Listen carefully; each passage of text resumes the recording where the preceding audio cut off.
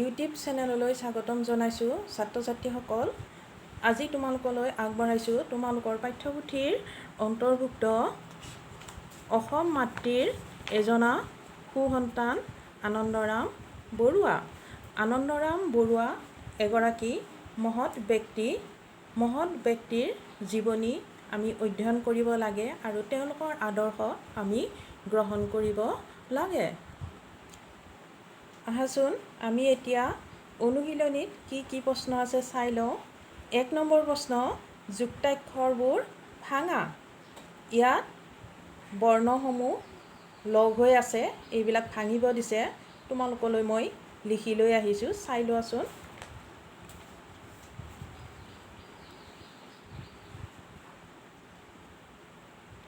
প্ৰথমে আছে কৈতয়ক্ত, ক যোগ দন্ত্যাত্ত, স্কৃ, স যোগ ক যোগ ঋ। ইয়াত তিনিটা বৰ্ণ লগ হৈ আছে। শইত্যস্ত, স যোগ ত, নহ্যঞ্চ, ন যোগ স, উমৈকয়ংক, উঙ যোগ ক, শইব্যস্ত, স যোগ ব, ৰইত্যৰ্ত, ৰ যোগ ত, হৈমহ্ম, হ যোগ ম, নইডেন্দ, ন যোগ দ। ২ নম্বৰ প্ৰশ্নটো চাই লওঁ আহাচোন। ২ নম্বৰ প্ৰশ্নত দিছে পাঠটোত থকা টান শব্দবোৰ বিচাৰি অৰ্থবোৰ লিখা। এইখিনিৰ কাৰণে তোমালোকে পাঠৰ তলত যিখিনি শব্দ অৰ্থ দিয়া আছে সেইখিনি বহীত লিখি ল'লেই হ'ব। ৩ নম্বৰ প্ৰশ্ন, উত্তৰ দিয়া। প্ৰশ্নৰ উত্তৰসমূহ মই লিখি দিছোঁ, তোমালোকে চাই যাবা আৰু তোমালোকৰ বহীত টুকি ল'বা। ক, আনন্দৰাম বৰুৱা কোন আছিল? উত্তৰ, আনন্দৰাম বৰুৱা অসম মাতৃৰ সুসন্তান আছিল। তেখেত প্ৰথম অসমীয়া গ্ৰেজুৱেট, প্ৰথম অসমীয়া ICS বিষয়া আৰু আন্তৰ্জাতিক খ্যাতিসম্পন্ন সংস্কৃত পণ্ডিত আছিল।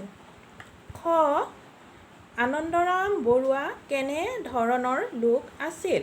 উত্তৰ, আনন্দৰাম বৰুৱা এগৰাকী সহজ সৰল ব্যক্তি আছিল আৰু সকলোৰে লগত ভাল ব্যৱহাৰ কৰাটো তেখেতৰ বিশেষ গুণ আছিল। গ, বৰুৱাদেৱে সংস্কৃত সাহিত্য কিয় ভাল পাইছিল? উত্তৰ, আনন্দৰাম বৰুৱাদেৱে সংস্কৃত সাহিত্য ভাল পাইছিল কাৰণ বৰুৱাদেৱৰ পিতৃ এগৰাকী সংস্কৃত পণ্ডিত আছিল। সংস্কৃত ভাষাৰ ঝংকাৰ আৰু লালিত্যৰ এটি মোহনীয় শক্তি আছে। সকলো ধৰণৰ সুন্দৰ উপযুক্ত ভাষাৰে বৰ্ণাব পৰা শক্তি সংস্কৃত ভাষাত আছে। সেইবাবে বৰুৱাদেৱে সংস্কৃত ভাষাৰ প্ৰতি প্ৰগাঢ় আসক্তি অনুভৱ কৰিছিল।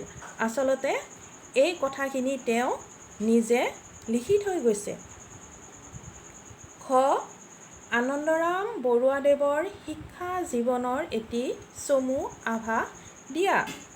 উত্তৰ, আনন্দৰাম বৰুৱাদেৱে উত্তৰ গুৱাহাটীৰ পঢ়াশালীতেই শিক্ষা জীৱন আৰম্ভ কৰিছিল।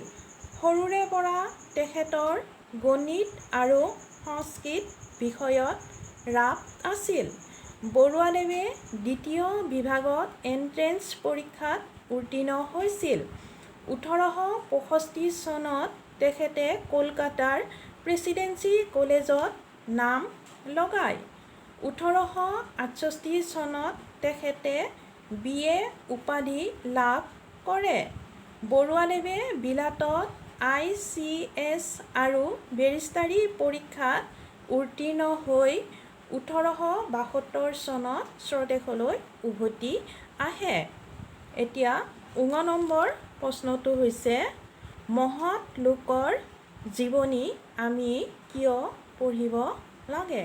উত্তৰ, মহৎ লোকৰ জীৱনচৰিত পঢ়াটো হ'ল জীৱন আৰু চৰিত্ৰ গঠনৰ এটা প্ৰধান উপকৰণ বা উপাদান। যি জাতিয়ে মহৎ লোকসকলক আদৰ কৰিবলৈ শিকিছে সেই জাতিয়ে সদায় উন্নতি কৰিব পাৰিছে। পাঠটিৰ মাজৰ পৰা 3টা প্ৰশ্ন মই বিচাৰি দিছোঁ আৰু উত্তৰো লিখি দিছোঁ, চাই লোৱাচোন। 1 নম্বৰ, আনন্দৰাম বৰুৱাদেৱৰ জন্ম ক'ত আৰু কেতিয়া হৈছিল?